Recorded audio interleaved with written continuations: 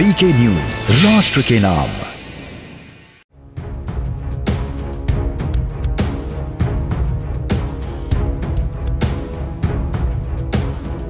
सेना के तीनों अंगों के लिए अग्निपथ योजना लाने के बाद अब मोदी सरकार सेना, नौसेना और वायुसेना के लिए बड़ा कदम उठा सकती है।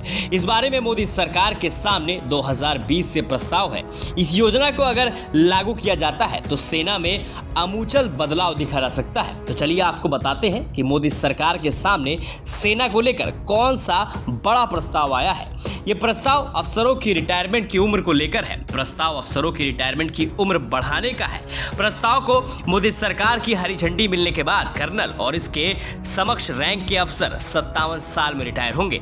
वहीं ब्रिगेडियर और समकक्ष रैंक के साथ 58 साल, मेजर जनरल और जितने भी रैंक के अफसर हैं उन्हें 60 साल की उम्र में रिटायर होंगे। जबकि जेसीओ यानी जूनियर कमिश्नर अफसरों की रिटायरमेंट की उम्र 57 साल होगी। इस प्रस्ताव के तहत लेफ्टिनेंट जनरल और जनरल यानी सेना अध्यक्ष की रिटायरमेंट की उम्र को नहीं बदला जाना चाहिए, यानी इस रैंक के अफसर 60 साल की उम्र में ही रिटायर होंगे।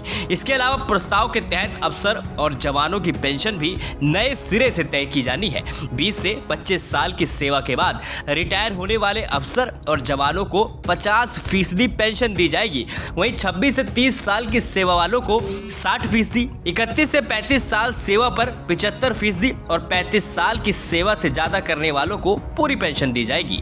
इस प्रस्ताव को डीएमए यानी सैन्य मामलों के विभाग को भेजा गया है।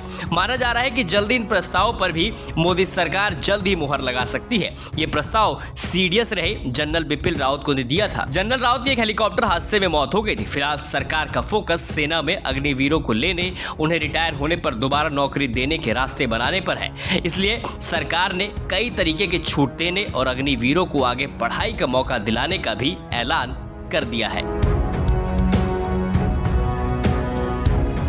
ब्यूरो रिपोर्ट, अमन, वीके न्यूज।